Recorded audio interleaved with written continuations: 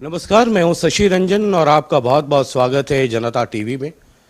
Adampur by election शुरू से हम लगातार ये कह रहे हैं कि ये सिर्फ आदमपुर का बाई इलेक्शन नहीं है, बल्कि हरियाणा में जो 2024 में चुनाव होंगे उसकी एक झलक, एक तस्वीर आपको देखने को मिलेगी। कुलदीप बिश्नोई या भजनलाल परिवार का गढ़ रहा है आदमपुर, और चाहे भजनलाल लड़ते रहे हों या उनकी पत्नी, उनके बाद उनके पुत्र, हर बार, और पार्टी चाहे कोई भी रही हो, कांग्रेस रही हो या हजका रही हो या कोई और पार्टी या बीजेपी, जीत कुलदीप बिश्नोई की यहाँ से होती रही है। अब इस बार मुकाबला बहुत दिलचस्प है। जिस कांग्रेस में गए थे कुलदीप, वहाँ से निकल गए, और आपको राज्यसभा चुनाव का भी वो वाकया याद होगा जहाँ अंतरात्मा की आवाज़ सुन रहे थे कुलदीप, और उसके बाद बीजेपी में आ गए। इलेक्शन डिक्लेयर हो गया और अब रणभूमि तैयार है। चारों तरफ से हर सेना के जो रणबांकुरे हैं वो चुनावी मैदान में। अब इस बार भजनलाल परिवार की जो अगली पीढ़ी, हालांकि वो चुनाव इसके पहले हिसार लोकसभा लड़ चुके हैं, लेकिन उसमें हार का सामना करना पड़ा, तब वो कांग्रेस में थे। अब एक बार वो रीलॉन्च हैं आदमपुर से। कुलदीप बिश्नोई की भी लॉन्चिंग इसी आदमपुर से हुई थी। भजनलाल जी का तो गढ़ ही रहा है। कुलदीप बिश्नोई इस वक्त हमारे साथ हैं, जो आजकल हॉट केक हैं। कुलदीप जी, ये एक चैलेंज है सिर्फ आपके लिए नहीं, भजनलाल परिवार, वो जो डायनेस्टी है उसके लिए। भव्य चुनाव लड़ लें, आप ज्यादा कंफर्टेबल होते या भव्य? देखिए, जहाँ तक आपने कहा कि चैलेंज तो आदमपुर हल्का वर्सेस अदर चुनाव हमेशा चुनाव होता है और उसको चुनाव के तरीके से लड़ना चाहिए। वो और बात है कि आदमपुर हल्का हमेशा अपने प्रतिद्वंद्वियों को बुरी तरह धूल चटाता है और इस बार बेहतरीन रिजल्ट मुझे सामने दिख रहा है। कई बार ये चर्चा चल रही थी कि बीजेपी के कई लोग चाहते हैं कि कुलदीप खुद चुनाव लड़ें। आपने शुरू से ही, डे वन से आपने ये साफ किया था कि भव्य को वहां से पार्टी टिकट दे और भव्य ही पार्टी का कैंडिडेट हो। नहीं, ऐसा बीजेपी ने कभी ऐसा नहीं कहा। ये मीडिया की मन धड़क बात थी। बीजेपी से मंथन हुआ और मैंने आदमपुर हल्के की, हमारी जनता की मन की बात उनको पहुंचाई कि भाई आदमपुर की जनता चाहती है कि भाई भव्य बिश्नोई एक शिक्षित लड़का है और वो ज़्यादा समय यहाँ पर दे पाए, क्योंकि आपको राजस्थान जाना पड़ता है, प्रदेश में और जगह भी जाना पड़ता है, तो समय आप कम दे पाते। भव्य पूरा दे पाएगा। एक असल से ज़्यादा सूद प्यारा लगता है लोगों को कि भाई पढ़ा लिखा है, हमारे भजनलाल का पोता है, कुलदीप का बेटा है, और सबसे बड़ी बात है कि लोगों के बीच में रहता है। वो पढ़ने जब जाता है, बीच में आता है, तो आदमपुर ज़्यादा टाइम स्पेंड करता है। ये गठबंधन का भी चुनाव है, आप समझ रहे होंगे, है ना? बीजेपी और हिसार तो वो जगह है, अगर इस हिसार के इतिहास को देखें तो सर्वाइवल ऑफ द फिटेस्ट रहा है। आपने इतिहास में अगर पीछे मुड़ के देखें तो कई बार हिसार से अगर आप थोड़ा आगे बढ़ जाए सिरसा की तरफ, डबवाली की तरफ, तो वो और इधर ये जंग सेंट्रल पॉइंट होता है ये हिसार। अब ये गठबंधन है, परेशानी है, कोई कंट्रोवर्सी हो गई कि आपने फोटो नहीं लगाया। देखिए, सबसे बड़ी बात है कि हमने कई इतिहास बनाए अब से पहले, चाहे भिवानी हो, चाहे हिसार हो, चाहे आदमपुर हो, लेकिन हमारा गठबंधन का धर्म हम निभाते हैं, क्योंकि मेरा इतिहास रहा है निभाने का, और गठबंधन का धर्म हम निभाएंगे। जैसे बीजेपी या जेजेपी का गठबंधन है, वो मजबूत गठबंधन है और ये चुनाव भी गठबंधन में लड़ेंगे, लड़ना चाहिए भी। तो फोटो कहीं दिया नहीं? आपके जो भतीजे हैं दिग्विजय, बाइट आ गई, कह रहे हैं कि बड़ा अचरज हुआ, बड़ी हैरानी हो गई। अभी आपका कार्यालय का उद्घाटन हुआ, वहां भी देखा एक तरफ मोदी जी हैं और एक तरफ लाइफ साइज फोटो भजनलाल जी हैं। ठीक है, जो यहाँ का इक्वेशन है उसके मुताबिक तो फोटो ठीक लगाया, लेकिन चंडीगढ़ वाले इक्वेशन से कुछ गड़बड़ नहीं है क्या? ऐसा नहीं है अभी, क्योंकि भव्य बिश्नोई बीजेपी के डिक्लेयर्ड कैंडिडेट थे, गठबंधन के नहीं थे। और गठबंधन क्योंकि है, तो अभी सुबह फैसला हमारा हुआ, कल रात को ये होर्डिंग पोस्टर लग चुके थे। अब जो लेटेस्ट जो होर्डिंग पोस्टर आए हैं, अभी हमारा 1:30 बजे की मीटिंग में भी आप देखेंगे, वहाँ भी सब जो पोस्टर है दुष्यंत का फोटो है उसमें। तो मतलब वो आपने जगह दे दी है? हाँ, बिल्कुल। दिल में भी या सिर्फ पोस्टर पे? दिल में भी और दल में भी। दल में तो है ही, पहले से अरेंजमेंट है, तो दिल में भी, आदमपुर के दिल में भी, यानी कुलदीप बिश्नोई के दिल में भी वो जगह है। मेरे दिल में जगह नहीं होती तो मैं शायद मना करता कि फोटो नहीं लगाना है।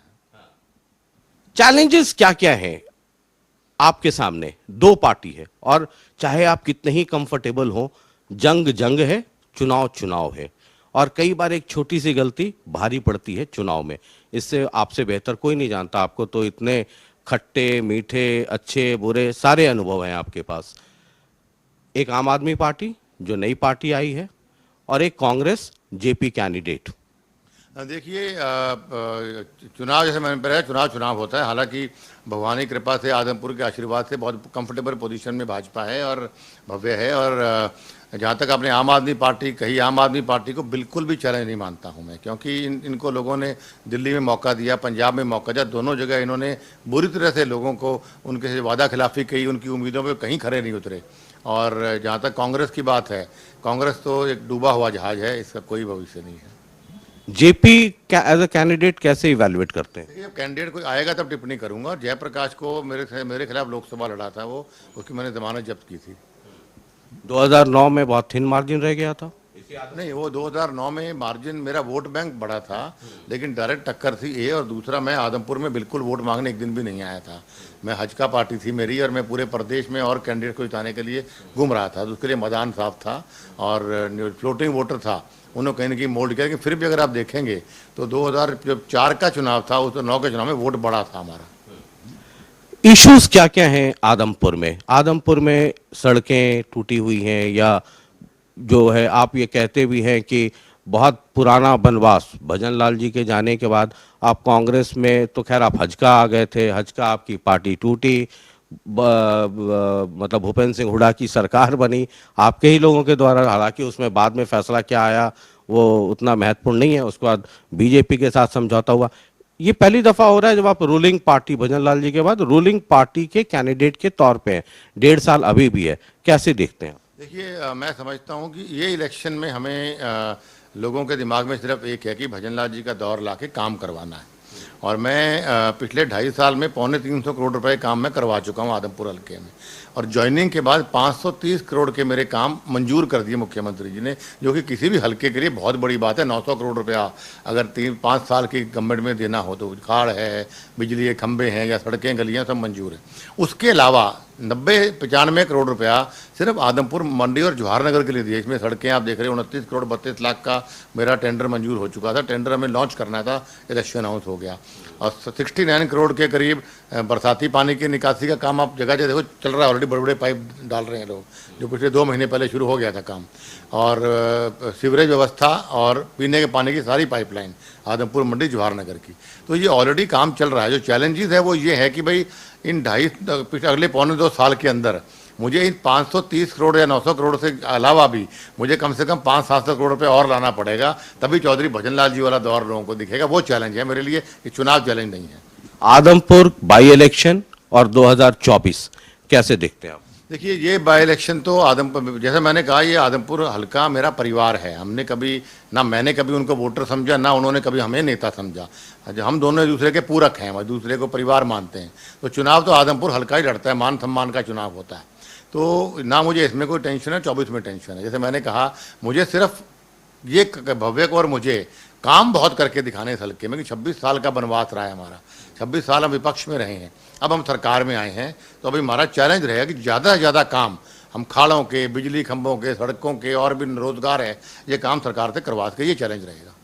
आदमपुर के लिए बेटर कैंडिडेट कौन है, कुलदीप बिश्नोई या भव्य बिश्नोई?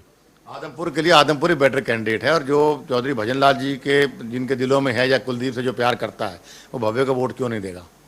भव्य की यूएसपी? भव्य के हिंदुस्तान के इतिहास का सबसे शिक्षित कैंडिडेट भी है और विधायक भी रहेगा जनता के आशीर्वाद से। और ग्लोबली पूरे विश्व के अंदर 12 या 14 ये सोशल ऑर्गेनाइजेशन जुड़ा हुआ है, कहीं वो प्रधान है, कहीं जनरल सेक्रेटरी है। भजन ग्लोबल इम्पैक्ट फाउंडेशन को ये चलाता है, जिसमें 60 लाख परिवारों को इसने कोरोना के टाइम पे खाना दिया था पूरे इंडिया के अंदर। फ्री सिलेंडर बंटवाए, फ्री दवाइयाँ बंटवाई। स्कूल में टॉपर रहा है, कॉलेज में टॉपर रहा है, ऑक्सफोर्ड यूनिवर्सिटी में ब्लू ब्लेजर होल्डर रहा है, हार्वर्ड यूनिवर्सिटी के अंदर जाते ही वो प्रधान का चुनाव वहाँ पर जीता। तो एक मैं समझता हूँ किसी भी हल्के के लिए सौभाग्य की बात होगी कि उसकी नुमाइंदगी इतना ज़्यादा शिक्षित और इतना ज़्यादा सोशलिस्ट आदमी इकट्ठा कॉम्बिनेशन मिल रहा है। चलिए, बहुत बहुत शुक्रिया, ऑल द बेस्ट। और 6 तारीख को देखते हैं ये। तो ये कुलदीप बिश्नोई हैं और कह रहे हैं कि आदमपुर परिवार इनका, और ये आदमपुर के। बहरहाल ये चुनाव बहुत महत्वपूर्ण है और मेरे जैसे किसी पॉलिटिकल या आपके जैसे पॉलिटिकल स्टूडेंट के लिए बहुत बारीकी से इस चुनाव को, इस उपचुनाव को, बाई इलेक्शन को पढ़ने और समझने की जरूरत है, क्योंकि एक बहुत एक साफ सुथरा इंडिकेशन 2024 में क्या होने वाला है उसकी तरफ कुछ न कुछ मूड और मिजाज जो है वो दिखाएगा। बहुत बहुत शुक्रिया और लगातार आदमपुर बाई इलेक्शंस के अपडेट्स और वो खबर नहीं, खबर के अंदर की खबर वो समझने और जानने के लिए देखते रहिए जनता टीवी। बहुत बहुत शुक्रिया, नमस्कार।